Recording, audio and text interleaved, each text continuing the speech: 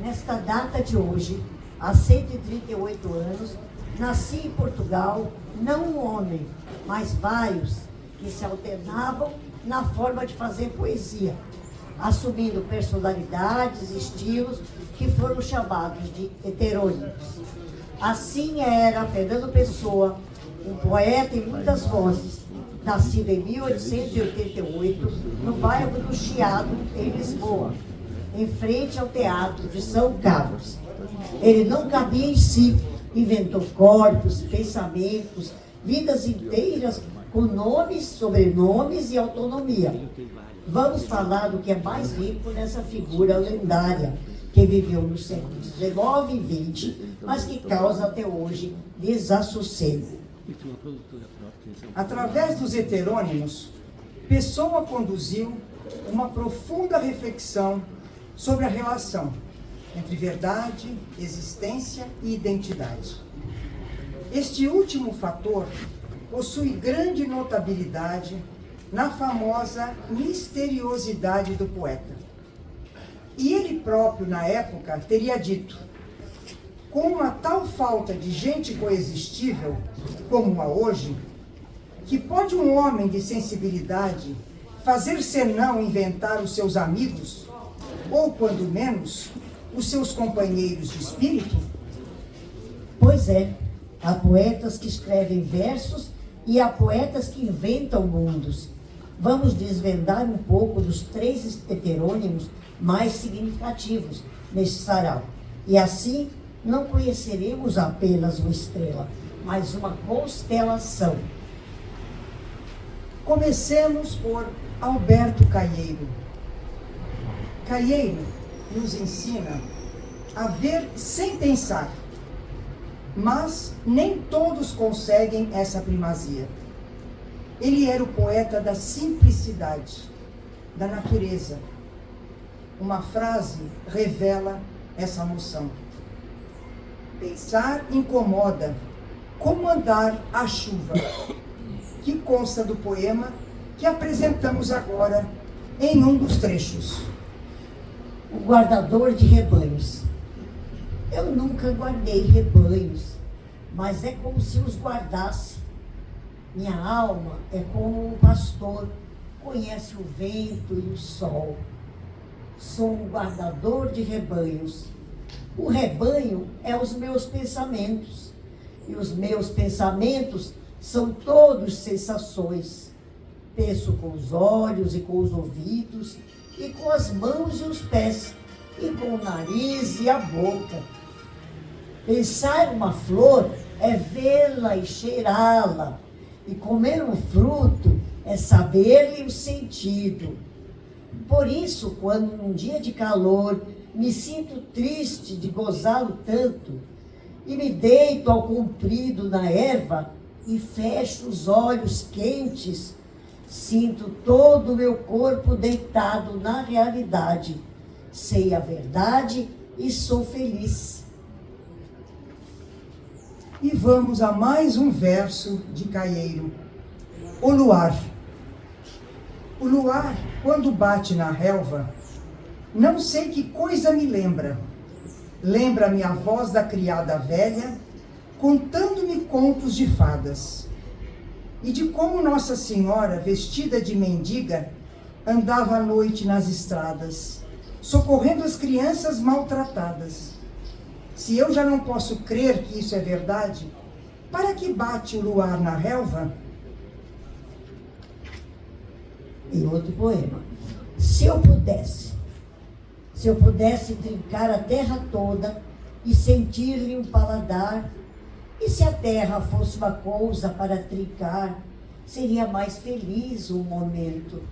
Mas eu nem sempre quero ser feliz.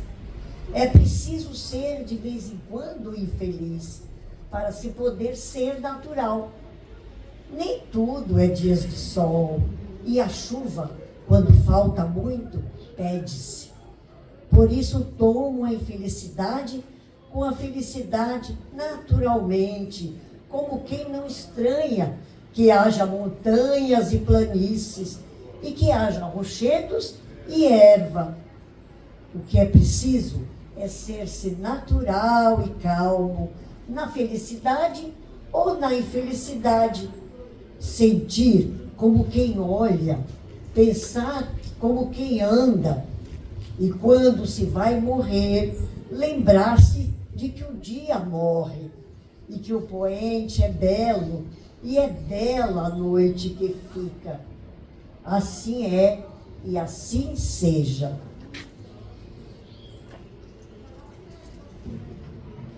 E vamos a mais um heterônimo, Ricardo Reis. O poeta clássico, racional, equilibrado. Se Carieiro, como falamos agora, recusava o pensamento, Ricardo Reis o lapidava com rigor. Para ser grande, ser inteiro. Para ser grande, ser inteiro. Nada teu exagera ou exclui. Ser todo em cada coisa. Põe quanto és no mínimo que fazes. Assim é cada lago a lua toda. Brilha porque a alta vive. Os versos de Para Ser Grande e Ser Inteiro nos convocam a encarar e aceitar aquilo que verdadeiros somos na sua plenitude. O eu lírico nos impulsiona a não termos vergonha das nossas características e fraquezas, e sim nos orgulharmos de cada parte que compõe o nosso ser. Prefiro rosas, meu amor, à pátria. E antes, magnólias, amo que a glória e a virtude. Logo que a vida me não canse, deixo que a vida por mim passe. Logo que eu fique o mesmo. Que importa aqueles a quem já nada importa, que um perca e outro vença, se a aurora raia sempre. Se cada ano com a primavera as folhas aparecem e com o outono cessam. E o resto, as outras coisas que os humanos acrescentam à vida, que me aumentam na alma, nada salvam o desejo de indiferença e a confiança mole na hora fugitiva. E vamos a mais um poema de Ricardo Reis. No ciclo eterno. No ciclo eterno das mudáveis coisas, novo inverno após novo outono volve. A diferença terra. Com a mesma maneira, porém a mim, nem me acha diferente.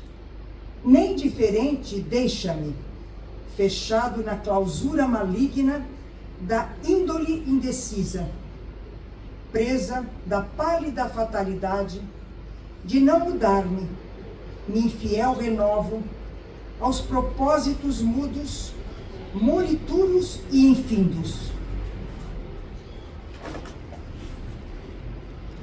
E agora, vamos de Álvaro de Campos. O poeta moderno, intenso e inquieto. Álvaro de Campos, o mais inquieto, o mais humano em sua vertigem. Começaremos a ler a poesia Tabacaria em trechos, porque ela é muito extensa.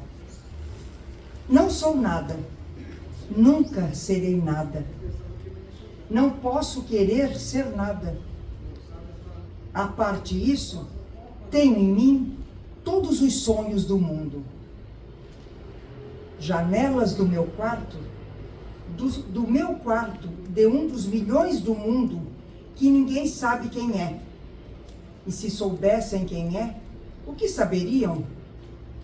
Dais para o mistério de uma rua cruzada constantemente por gente, para uma rua inacessível a todos os pensamentos, real, impossivelmente real, certa, desconhecidamente certa, com o mistério das coisas por baixo das pedras e dos seres, com a morte a pôr umidade nas paredes e cabelos brancos nos homens, com o destino a conduzir a carroça de tudo pela estrada de nada.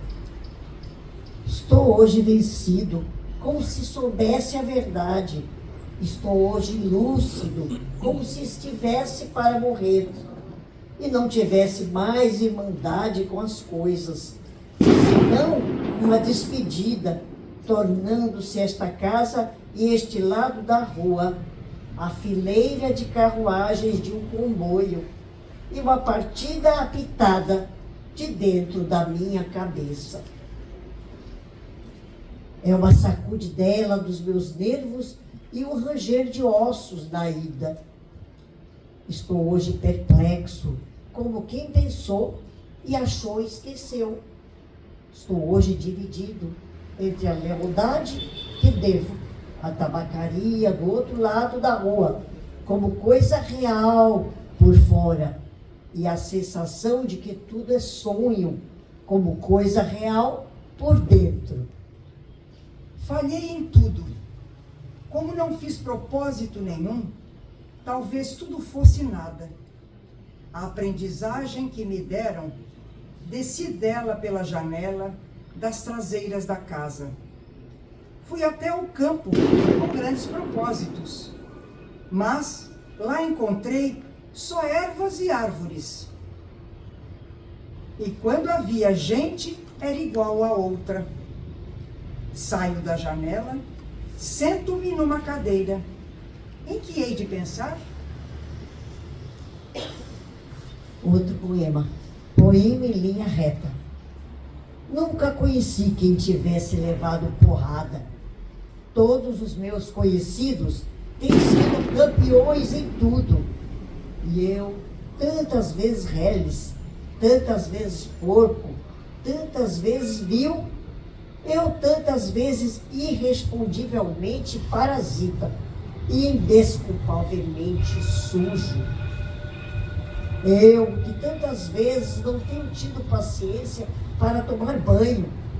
Eu, que tantas vezes tenho sido ridículo, absurdo, que tenho enrolado os pés publicamente nos tapetes das etiquetas, que tenho sido grotesco, mesquinho, submisso e arrogante, que tenho sofrido enxovalhos e calado, que quando não tenho calado, tenho sido mais ridículo ainda.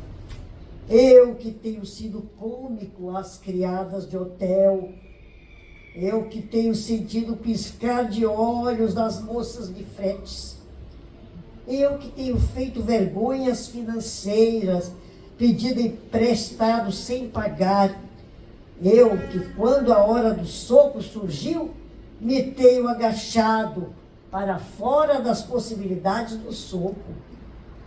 Eu que tenho sofrido a angústia das pequenas coisas ridículas. Eu verifico que não tenho par nisto tudo neste mundo.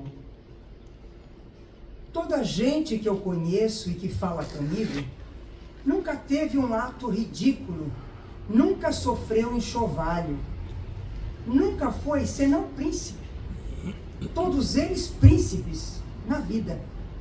Quem me dera ouvir de alguém a voz humana que confessasse não um pecado, mas uma infâmia, que contasse não uma violência, mas uma cobardia. Não, são todos o ideal. Se os ouço e me falam, quem há neste largo mundo que me confesse que uma vez fui vil? Oh, príncipes, meus irmãos, estou farto de semideuses. Onde é que há gente no mundo? Então sou eu que é vil e errôneo nesta terra? Poderão as mulheres não os terem amado? Podem ter sido traídos, mas ridículos nunca. E eu que tenho sido ridículo sem ter sido traído. Como posso eu falar com meus superiores sem titubear? Eu que tenho sido vil, literalmente vil. Vil no sentido mesquinho e infame da vileza.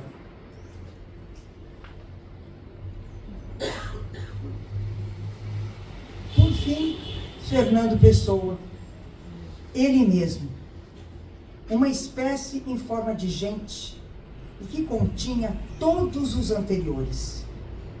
Esse gênio da poesia não nos ensinou quem somos, mas quantos podemos ser. Dentro de cada um de nós, há vozes que se contradizem, que se perdem, que se procuram. Alguns críticos questionam se Pessoa realmente teria transparecido o seu verdadeiro eu, ou se tudo não teria passado de um produto, entre tantos, da sua vasta criação. Ao tratar de temas subjetivos e usar a heteronímia, torna-se enigmático ao extremo. Este fato é o que move grande parte das buscas para estudar a sua obra. Hoje calculada em cerca de 25 mil folhas de manuscritos depositados na Biblioteca Nacional de Portugal. Alguns ainda desconhecidos do público, um dos maiores legados da literatura mundial. Escreveu poemas desde os 7 anos até o leito de morte. Vejamos depois alguns pensamentos. Autopsicografia. O poeta é um fingidor. Finge tão completamente que chega a fingir que é dor, a dor que deveras sente. E os que leem o que escrevem, na dor lida sentem bem, não as duas que ele teve, mas só a que eles não têm. E assim, nas calhas da roda, gira a entreter a razão esse comboio de corda que se chama coração. Outra poesia que eu adoro. Mar português. Ó mar salgado, quanto do teu sal são lágrimas de Portugal. Por ti cruzarmos, quantas mães choraram, quantos filhos em vão rezaram, quantas noivas ficaram por casar, para que fosses nosso, ó mar. Valeu a pena? Tudo vale a pena se a alma não é pequena. Quem quer passar além do mojador, tem que passar além da dor.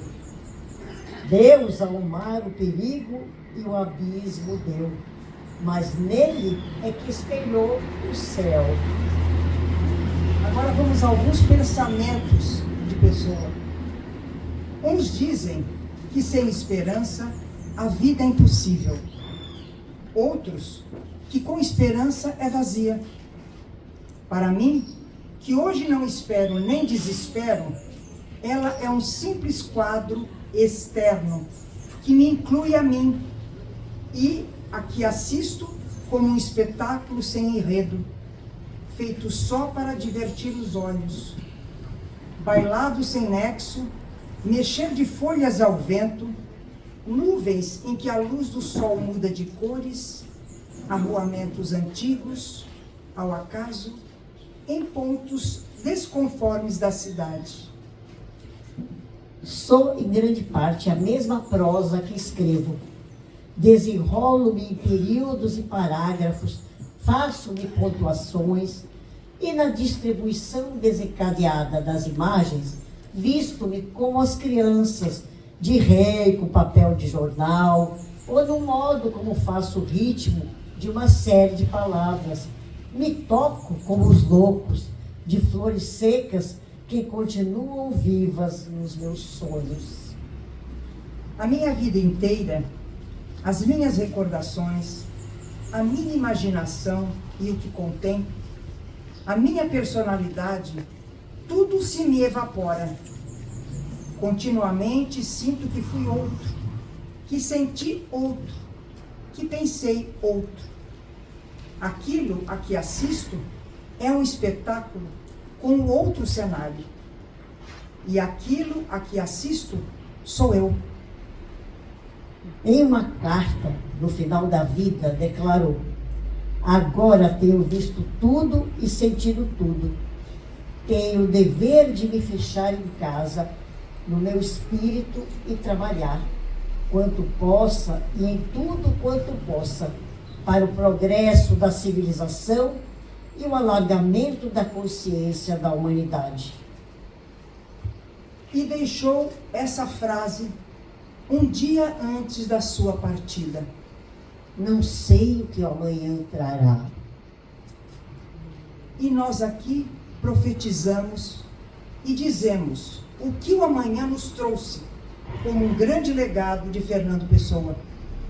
E parafraseando uma de suas afirmações: viver não é necessário, o que é necessário é criar.